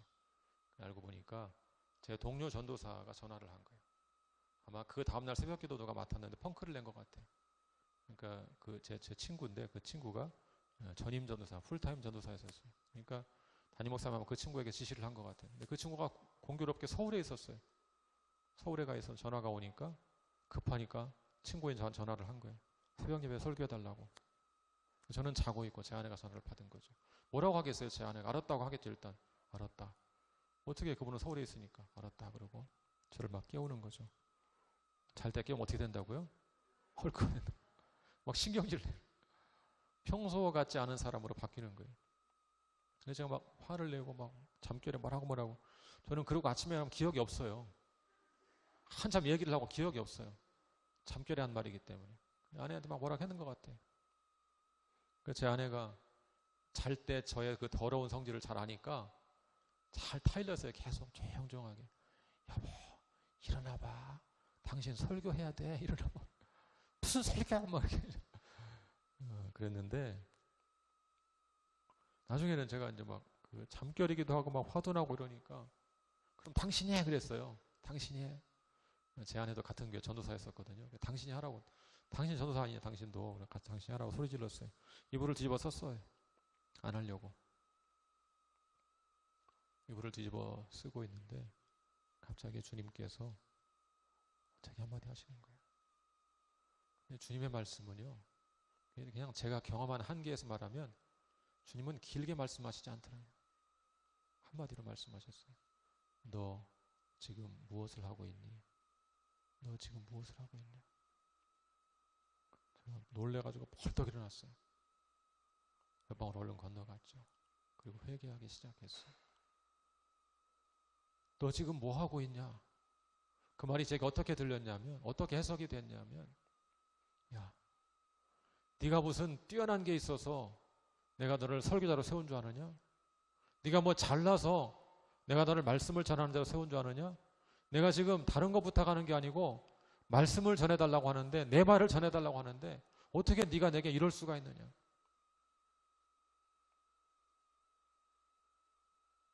제가 그날 설교자의 소명을 새롭게 받았어요. 설교가 뭔가, 야, 정말 이게 엄청난 은혜구나. 나 같은 사람, 나같이 지혜도 부족하고 은사도 부족하고 가진 것도 없고 재능도 없고 나 같은 사람을 말씀 전하는 자로 세워주셨는데 이게 얼마나 큰 은혜인지 모르고 내가 지금 가볍게 생각하고 있었구나. 깊이 회개하고 다음날 말씀을 전했어요. 여러분, 우리를 선한 일을 위해서 부르셨는데 선한 일이 뭐라고요? 우리가 은혜의 도구가 되는 것, 그게 선한 일이라는 것. 나를 통해서 사람들이 하나님의 은혜를 보는 것, 은혜를 깨닫는 것, 경험하는 것, 그게 선한 일이라는 것. 우리는 그것을 위해서 부르심을 받았어요. 여러분, 여러분의 삶을 통해 하나님께 영광을 돌리시고 그분의 은혜를 드러내시고 그렇게 사시기를 바랍니다. 내게 아무런 능력이 없고요, 아무런 재능도 사실은 그렇게 내세울 만한 것이 아무것도 없어요. 내게 하나님이 당신의 은혜로 그렇게 해주신 거예요. 그러니까 우리는 하나님께서 우리를 쓰고자 하실 때 감사한 마음으로 기꺼이 쓰임받으며 살아가는 거예요. 그게 감사한 거예요. 쓰임받는 게 감사한 거죠. 그 다음 보겠습니다. 11절. 그러므로 생각하라. 여기 생각하라 이 말은 기억하라 그 말이에요. 기억하라. 그러므로 기억하라. 너희는 그때 육체로는 이방인이요 손으로 육체 행한 할례를 받은 무리라 칭하는 자들로부터 할례를 받지 않은 무리라 칭함을 받는 자들이라. 자, 우리가 어떤 사람들이었느냐? 예수 믿기 전에 우리는 이방인이었다. 그 말이 이방인. 또 12절에 보니까 그때 너희는 그리스도 밖에 있었고 우리는 그리스도 밖에 있었고 세 번째 이스라엘 나라 밖의 사람이었고 또 약속 언약들에 대해서는 외인이고 세상에서 소망이 없고 하나님도 없고 우리가 그런 사람이었어요. 한마디로 우리는 소외, 하나님의 은총에서 소외된 사람들이었어요. 우리는 그 은혜에서 버림받은 사람, 소외된 사람들이었어요. 자, 그런데 13절을 보세요. 이제는, 전에는 그랬는데 이제는 전에 멀리 있던 너희가 그리스도 예수 안에서 그리스도의 피로 가까워졌느니라. 그리스도의 피가 뭐라고요? 그리스도의 십자가의 죽음. 십자가의 죽음으로 멀리 있던 우리가 가까워졌어요. 자, 14절 같이 읽어보죠. 14절 시작. 그는 우리 화평이신지라 둘로 하나를 만드사 원수된 것 그 중간에 막힌 담을 자기 육체로 허시고. 그가 누굴까요? 여기 그는 그리스도죠. 그리스도 우리의 화평이신지라 둘로 하나를 만드사. 여기 둘이 뭐예요? 둘이 뭐죠? 유대인과 이방인. 유대인과 이방인을 하나를 만드사 원수된 것 그 중간에 막힌 담을 자기 육체로 허시고. 자, 15절 법 조문으로 된 계명의 율법을 폐하셨으니 그 막힌 담이 율법이죠. 율법이 막힌 담 역할을 했어요. 율법이 이방인들을 정죄하고 멸시하고 그렇게 했던 것이죠. 그것을 폐하셨어요. 무효화시켰어요. 무엇으로? 자기 육체로, 십자가의 죽음으로, 자신의 십자가의 죽음으로 그 율법을 폐해버리셨어요. 자, 그렇게 해서 자기 안에서 한 새 사람을 지어서 화평하게 하셨어요. 한 새 사람을. 여기 새 사람이라는 것은 우리 한 사람 한 사람 개인을 말하는 것이 아니고 교회를 가리키는 거예요. 교회. 유대인과 이방인의 이 막힌 담을 헐어버린 율법을 무효화시켜버리고 이제 둘을 하나로 만들어서 한 새로운 사람처럼 만들어주셨다. 교회를 그렇게 만들어주셨다는 거예요. 여러분, 그러니까 교회 안에서 사람을 향한 차별이 있거나 냉대가 있거나 그러면 참된 교회입니까? 아닙니까? 그것은 참된 교회가 아닌 거예요. 세상에서는 그렇게 사람을 사회적인 지위에 따라서 차별하고 냉대할지 모르지만 교회는 그런 곳이 아니라는 거예요. 왜? 이제는 유대인과 이방인을 철폐하시고 그 중간에 담을 헐어버리시고 하나가 되게 하셔서 한 새로운 사람을 만들어 새로운 피조물이 되었기 때문에 우리는 이제 그런 존재가 아니라는 거예요. 그러니까 교회는 어떤 곳이 되어야 합니까? 세상과는 다른 곳이 되어야죠. 세상은 지위에 따라서 차별하고 학력에 따라 차별할지 모르지만 교회는 그런 곳이 되면 안 된다는 거예요. 약한 사람을 존중히 여기는 곳, 그런 곳이 교회라는 거죠. 예, 오래전에 저희 교회에 외소증 장애를 가진 분이 오셨어요. 외소증 장애. 뭔지 아시죠? 키가 아주 작은 거예요. 약간 작은 이런 거 말고 아주 키가 작아서 한 성인인데 1m가 조금 넘는 이런 어린아이 같은 키를 가지고 있는 분이죠. 그럼 이제 저는 그때까지 그분을 만나기 전까지 몰랐는데 그냥 키가 작으면 작은 것으로 끝나는 줄 알았어요. 작아서 좀 불편한 끝나는 그게 아니고 몸의 모든 기능에 이상이 생길 가능성이 높다는 거예요. 오래 살기가 어렵대요. 그래서 그런 분이 우리 교회 오셨는데 이분이 얼마나 평생 살면서 많은 사람들에게 무시를 당하고 살았겠어요. 근데 이제 그렇게 사시다가 키가 크신 남편과 결혼을 했어요. 그 남편이 보호자가 되어 주었죠. 남편이 보호자가 되어서 또 아이를 낳고 또 아이도 키가 큰 아이를 잘 낳았어요. 이렇게 해서 이제 잘 살았는데 남편이 갑자기 돌아가시게 됐어요. 그러니까 시댁에서 얼마나 결혼을 반대했겠어요. 굉장히 결혼을 반대했겠죠. 반대한 결혼을 했는데 또 자기 아들이 죽으니까 이제 며느리를 내쫓아버린 거예요. 어린 아들 하나 데리고 이제 내쫓겨서 살기 시작했어요. 그렇게 이제 떠돌다가 우리 교회 오신 거예요. 저희 교회 어떤 목사님께서 사회복지 사역하시는 목사님이 그런 복지세를 갖다가 만나서 전도해서 모시고 온 거예요. 원래 예수를 믿던 분인데 교회를 잘 못 나가고 있었겠죠. 그러니까 이분이 이제 우리 교회 오셔서 자신의 경험을 들려주시는 거예요. 자기가 항상 어느 교회 가든지 교회에서 자기가 왕따를 당했다는 거예요. 제가 그때 그분 이야기를 듣고 많은 것을 깨달았어요.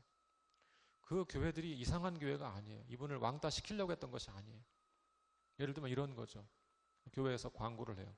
여선교회에서 다음 주 토요일 날 김장을 하겠습니다. 함께 나와 도와주세요. 그럼 이분도 나가잖아요. 그러면 다른 분들이 볼 때 좀 딱한 거예요. 너무 작은 분이 한다고 하니까. 그러니까 집사님 하지 마, 그냥 쉬어 이러는 거예요. 다음부터 연락을 안 해주는 거예요. 자기는 봉사하고 싶은데, 자기도 교회 일원으로 봉사하고 싶은데 자기가 몸이 너무 작고 왜소하고 약해 보이니까 자기를 자꾸 따돌리는 거예요. 그 사람들은 따돌려고 했던 것은 아니에요. 처음에는 너무 안쓰러우니까 안 시키려고 했던 거예요. 근데 그런 식으로 하니까 자꾸 나중에는 교회에서 왕따를 당하는 거예요. 이분이 그렇게 상처를 많이 받고 우리 교회 오셨어요. 우리 교회 계시는 동안에 많은 사랑을 받으셨어요. 그런데 오래 살지를 못하셨어요. 그래서 사시다가 결국 얼마 지나서 돌아가셨어요. 제가 성도들에게 부탁을 했어요. 그분의 장례식을 이제 교회장으로 치르겠습니다. 말씀을 드리고 평소보다 더 많은 분들이 오셔서 위로해 주시면 좋겠습니다. 왜냐하면 위로할 사람이 아무도 없잖아요. 누가 오겠어요? 아무도 없잖아요. 그래서 광고를 했더니 성도들이 한 50명씩 계속 오셔서 예배 때마다. 그래서 장례식장을 가득 채웠어요. 그래서 3일 동안 교회장으로 장례를 치르고 마지막 날 이제 유일한 그 자리에 있었던 분이 친정 여동생. 그분은 당연히 오시죠. 여동생 한 분 오셨더라고요. 그분이 제게 그러시는 거예요. 목사님, 그래도 우리 언니가 인생의 말년에 새누리교회 가서 사랑을 많이 받았습니다. 마지막까지 이렇게 장례 자리까지 잘 치러주셔서 진심으로 감사합니다. 언니가 목사님 교회 가서 위로를 많이 받았습니다. 여러분, 교회가요, 사실 그거 너무 당연한 거잖아요. 세상에서 멸시받는 약한 사람이 교회 왔을 때 그를 더 존중하고 예우하는 것은 너무 당연한 일이죠. 왜? 이제는 유대인도 이방인도 아니고 새로운 사람으로 지음받았으니까. 교회가 새로운 피조물이 되었으니까 이제는 새로운 가치로 살아가야 되니까 그렇게 사는 것이 마땅하다는 거죠. 그 다음 말씀 보겠습니다. 16절, 17절 같이 읽어보죠. 시작. 또 십자가로 이 둘을 한 몸으로 하나님과 화목하게 하려 하심이라. 원수된 것을 십자가로 소멸하시고 또 오셔서 먼 데 있는 너에게 평안을 전하시고 가까운 데 있는 자들에게 평안을 전하셨으니. 자, 십자가로 둘을 한 몸이 되게 하신 다음에 뭘 하느냐? 하나님과 화목하게 하셨다. 하나님과 원수가 되었었는데 십자가로 그것을 소멸하셔서 화목하게 하셨다. 그래서 먼 데 있는 너희에게, 그게 누구를 가리키겠어요? 먼 데 있는 너희, 이방인들을 가리키겠죠. 그들에게 평안을 전하시고, 가까운 데 있는 자들에게, 이건 누구를 가리키겠어요? 유대인들이죠. 유대인들에게 평안을 전하셨습니다. 자, 또 18절 시작. 이는 그로 말미암아 우리 둘이 한 성령 안에서 아버지께 나아감을 얻게 하려 하심이라. 자, 이게 무슨 얘기냐면요, 예수님은 인간이 하나님께 나아가는 길을 여셨어요. 길. 휘장을 제거하시고, 그렇죠? 지성소를 가로막는 휘장을 제거하시고 하나님께 나아가는 길을 여셨어요. 그러면 성령님은 뭘 하셨느냐? 우리를 그 길로 데리고 인도하셨어요. 하나님께 나아가게 하셨어요. 그리고 누구에게 가게 하셨어요? 하나님께 가게 하셨어요. 자, 한번 잘 보세요. 삼위일체의 역사가 잘 나타나잖아요. 우리는 하나님께 가야 돼요. 그렇죠? 하나님께 가야 돼요. 누가 그 길을 여셨어요? 예수님께서 길을 여셨어요. 무엇으로? 십자가의 죽으심으로 휘장을 제거하시고 길을 여셨어요. 자, 누가 우리를 그 길로 인도했어요? 성령께서 우리를 인도하셨어요. 누구에게? 하나님께 인도하셨어요. 자, 19절. 자, 그러므로, 자, 그런 삼위일체 하나님의 역사로 말미암아 어떤 일이 벌어졌느냐? 이제부터 너희는 외인도 아니요 나그네도 아니요 오직 성도들과 동일한 시민이요 하나님의 권속이라. 아까 12절에서 뭐라고 그랬어요? 한번 다시 읽어보죠. 12절 시작. 그때 너희는 그리스도 밖에 있었고 이스라엘 나라 밖의 사람이라. 약속 언약들에 대해서는 외인이요 세상에서 소망이 없고 하나님도 없는 자이더니. 이제는 어떻게 됐어요? 19절 시작. 그러므로 이제부터 너희는 외인도 아니요 나그네도 아니요 오직 성도들과 동일한 시민이요 하나님의 권속이라. 이제는 외인이 아니고요 나그네도 아니고 외국인도 아니고 성도들과 동일한 시민이고 하나님의 권속이라. 하나님의 가족이다. 하나님의 가족. 권속, 그 말은 가족이란 말이거든요. 여러분, 교회는 하나님의 가족인 줄로 믿습니다. 여러분, 가족 중에서 어떤 사람이 가장 대우를 받아요? 약한 사람, 아픈 사람이 가장 대우를 받게 돼 있어요. 그래요, 안 그래요? 그렇죠. 가족 중에 누가 아프면 그 사람을 중심으로 모든 가족이 다 헌신하고 섬기고 살아가는. 당연히 그런 거예요. 당연히. 그렇게 해야 된다는 것은 당연히 그렇게 돼요. 자녀가 한 명이 아파 보세요. 그러면 부모가 가장 마음을 누구한테 써요? 아픈 자녀를 쓰는 거예요. 당연한 거죠. 저희 교회 지금 그 뇌성마비 장애를 앓는 장애인 성도 한 분이 계세요. 근데 이제 뇌성마비 환자가 되면 몸이 자꾸 뒤틀리잖아요. 뒤틀리고, 그러니까 나이가 들수록 몸이 자꾸 뒤틀려가요. 그래서 최근에는 좀 위험한 상황이 찾아왔어요. 자꾸 뒤틀려가지고 결국은 호흡을 못하게 만드는 그런 상황이 되는 거예요. 그래서 얼마 전에 또 전신 마취를 하고 수술을 받았어요. 이번엔 오랫동안 병원에서 치료를 받아봤기 때문에 얼마나 고통스러운지 잘 알죠. 그래서 망설였어요. 자기가 자꾸 수술 안 받고 싶다고, 그냥 이대로 살다가 주님께 가고 싶다고 그러시는데 주변 사람들이 권해서 수술을 받았어요. 근데 그분이 손가락 하나밖에 기능이 없어요. 95%가 다 마비가 됐고 손가락 하나만 남아있어요. 그 손가락 하나 가지고 전동일체 운전도 하시고, 그래서 교회도 오시고, 손가락 한 개 가지고 타이핑해서 책도 쓰시고, 그렇게 책을 내시기도 하고 이러신 분이에요. 정말 귀한 분이고 영적으로 아주 깊은 분이고. 근데 이번에 이제 수술을 받게 돼서 그분이 병원 입원하셨다, 뭐 수술을 받게 될 것이다, 이런 소문이 돌고 그랬어요. 얼마 있다가 재정위원장이 제게 연락을 했어요. 제가 교회에 광고한 적도 없어요. 목사님, 그분의 병원 비용으로 많은 성도들이 헌금을 해서 200만 원이 모아져 있습니다. 언제든 필요할 때 이야기를 하세요. 그러시더라고요. 제가 광고한 적도 없어요. 그분이 병원에 가서 입원하셨으니까 헌금 와서 이런 말 한 적도 없어요. 그냥 소문을 듣고 자동적으로 사람들은 헌금하기 시작한 거예요. 그래서 찾아가서 제가 그랬죠. 자매님, 모든 병원 비용은 우리가 댈 테니까 염려하지 마시고 평안히 치료받으시고 회복하시면 좋겠습니다. 우리 교회에서 가장 존중을 받는 분은 그분이세요. 온 교인 중에서 가장 존중을 받는 분. 그러니까 제가 그 말을 했더니 그분이 저한테 그래요. 목사님, 이 빚을 다 어떻게 갚아요? 이 빚을 다 어떻게 갚아요? 이 사랑의 빚 어떻게 갚냐는. 제가 갚으라고 그랬죠. 갚으라고. 어떻게 갚냐고. 건강하게 일어나서 생활하시면 갚는 거니까 염려하지 마시고 잘 치료받고 회복하시라고. 여러분, 교회는 하나님의 가족이기 때문에 가족 공동체 안에서 약한 자가 대우를 받고 존중을 받는 것이 너무 당연한 거예요. 다른 곳은 몰라도 교회만큼은 그런 곳이 되어야 마땅한 것이죠. 왜? 하나님의 가족이라고 했으니까. 자, 그 다음 보겠습니다. 20절부터 22절까지 쭉 보죠. 20에서 22절 시작. 너희는 사도들과 선지자들의 터 위에 세우심을 입은 자라. 그리스도 예수께서 친히 모퉁이 돌이 되셨느니라. 그의 안에서 거물마다 서로 연결하여 주 안에서 성전이 되어가고 너희도 성령 안에서 하나님의 거하실 초소가 되기 위하여 그리스도 예수 안에서 함께 지어져 가느니라. 아멘. 자, 너희는 사도와 선지자의 터 위에 세우심을 입은 자라. 그리스도 예수께서 모퉁이 돌이 되셨느니라. 자, 바울이 지금 교회를 건물로 비유하는 건데요. 예수님은 모퉁이 돌이에요. 모퉁이 돌. 그 모든 건물에 없으면 안 되는, 없으면 무너지는 중심을 잡고 있는 모퉁이 돌 예수님이시고, 사도와 선지자는 기초를 놓았어요. 건물의 기초. 건물의 기초가 중요합니까? 안 중요합니까? 중요하죠. 사도와 선지자 기초를 놓았어요. 그리고 우리는 건물이 되어가서, 우리는 말하자면 이 건물의 벽돌 한 장 한 장이 역할하고 있는 벽돌 한 장 한 장. 그래서 많은 벽돌을 통해서 건물이 쭉 세워지는 거예요. 그래서 성전이 되어가는 거예요. 성전. 성전. 여기 말하는 성전은 건물을 가리키는 것이 아니고 우리 교회가 하나님의 성전이다 그 말이죠. 자, 그 성전이 하는 역할이 뭐냐? 22절에 보니까 너희도 성령 안에서 하나님이 거하실 처소가 되기 위하여. 하나님이 거하실 처소. 성전이 왜 성전이에요? 구약시대 성전은 하나님께서 임재하시니까 성전이에요. 성전의 제일 중요한 하나님의 임재죠. 하나님의 임재.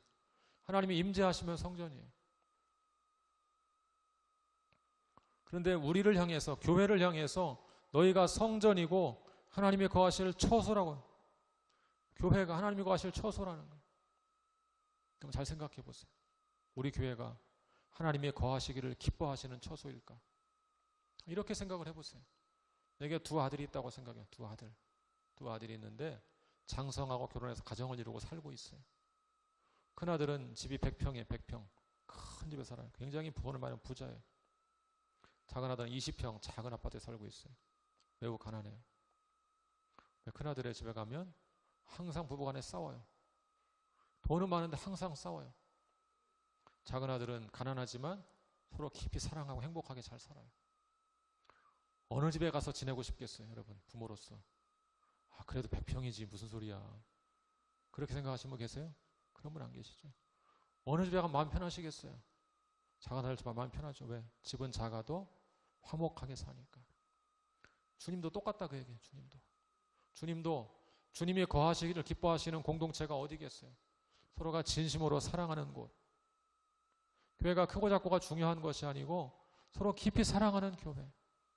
새로운 피조물이 되어서 하나님의 가족이 되고 그리스도의 몸이 되어서 서로를 깊이 사랑하고 약한 지체를 더 존귀하게 여기고 그렇게 하나님의 마음을 가지고 서로를 깊이 사랑하는 그런 공동체가 될 때 하나님께서 거하시기를 기뻐하시는 처소가 되는 줄로 믿습니다. 여러분, 교회가 그런 교회가 될 수 있기를 바랍니다. 우리 한국교회 처음 이야기라는 책에 보면, 이덕주 교수님의 책에 보면 이런 이야기가 있어요. 예전에 그 곤난골이라는 백정마을에 박성춘이라는 백정이 살고 있었어요. 이 사람이 중병으로 사경을 헤매고 있었어요. 근데 무어라는 선교사, 무어 선교사가 그 소식을 듣고 에비슨 선교사에게 연결을 해 주었어요. 에비슨 선교사가 누구냐면 그 당시에 고종 황제를 치르던 시의예요. 고종 황제 시의. 옛날 주치의 같은, 우리 지금은 주치의 같은 거죠. 황제 어의 주치의 같은 사람인데 그 사람에게 소개를 해 주었어요. 이 황제 시의가 가서 백정을 치료해 주었어요. 그래서 백정이 나았어요. 얼마나 고마운 생각이 들겠어요? 그 양반과 천민의 차별이 심할 때 백정은 가장 낮은 계층인데 황제를 치료하시던 분이 나를 치료해 너무 감사한 거죠. 무엇으로 보답할까? 할 게 없으니까 그 소개한 무어 선교사가 교회를 출석하기 시작했어요. 교회 난리가 났어요. 왜? 백정이 교회를 나왔어요. 그 양반교회인데 백정이 나왔으니까 양반들이 항의하기 시작했어요. 선교사님, 저 사람을 내보내주세요. 선교사가 내보낼 리가 없죠. 하나님 앞에서 양반과 상면에서 차별이 없습니다. 안 됩니다. 막았어요. 양반들 다 나가버렸어요. 교회를. 혼자 나고 다 나가버렸어요. 얼마나 미안한 마음이 들겠어요. 이 사람이. 자기 때문에 양반 교회 다 떠나가버렸으니까. 이 사람이 그때부터 전도하러 다니기 시작했어요. 전도하는 메시지가 단순합니다. 백정인 나를 인간으로 대화하는 종교가 이 땅에 왔다. 사람들한테. 나 같은 사람, 우리 같은 사람을 인간으로 대화하는 종교가 왔다. 그러고 말하기 시작하니까 백정, 천민이 우르르 몰려들기 시작했어요. 교회가 막 부흥하기 시작했어요. 그 양반들은 따로 나가서 교회를 세웠는데 점점 정체가 되는 거예요. 교회가 부흥할 리가 없죠. 그런 교회가. 누가 가겠어요? 한참 세월이 흐르고 다시 요청이 왔어요. 두 교회를 합칩시다. 합쳤어요. 그게 지금의 인사동에 있는 승동교회, 승동교회. 그래서 그런 교회가 됐는데 얼마 뒤에 또 장로 선거를 했어요. 장로 선거. 양반 중에 후보가 한 명이 나오고 이 백정, 박성춘이 후보로 나갔어요. 누가 됐겠어요? 백정이 됐죠. 왜요? 백정이 더 많으니까. 백정이 되는 거죠. 백정이 많으니까. 천민들이 많으니까. 이 사람이 장로가 됐어요. 열심히 봉사하고 나중에 이 사람이 백정 차별 철폐 운동가가 됐어요. 백정 차별 철폐 운동가가 됐는데 그리고 세월이 좀 더 흐른 뒤에 그 조선 왕족 가운데 이재영이라는 왕족, 그 순종의 12대 손인가는 그 왕족 가운데 한 명이 또 장로가 됐어요. 그 승동교회 안에서 왕족 출신 장로와 백정 출신 장로가 당회를 이루어서 함께 교회를 잘 화목하게 섬겼어요. 초창기 교회가 그런 역사가 있었어요. 그런 교회가 어떤 교회예요? 하나님이 거하시기를 기뻐하는 처소. 하나님이 기뻐하지 않으시겠어요? 조선시대가 어떤 사회입니까? 천민들을 멸시하고 인간 이하에 대우하던 사회 아닙니까? 그런 사회에서 교회만큼은 사람을 차별하지 않고 신분으로 차별하지 않고 지식으로 차별하지 않고 그렇게 똑같이 하나님의 가족을 여기고 존중하고 살아가니까 하나님이 기뻐하시는 처소가 되는 것이죠. 그게 교회라는 것입니다. 교회. 오늘 교회가 무엇인지 여러 가지 비유로 이야기를 했죠. 교회는 그리스도의 몸이고 한 새로운 사람이고 하나님의 가족이고 하나님의 성전이고 교회가 그런 곳이라요. 여러분 교회가 정말 이런 교회가 될 수 있기를 주의 이름으로 축원합니다. 우리 함께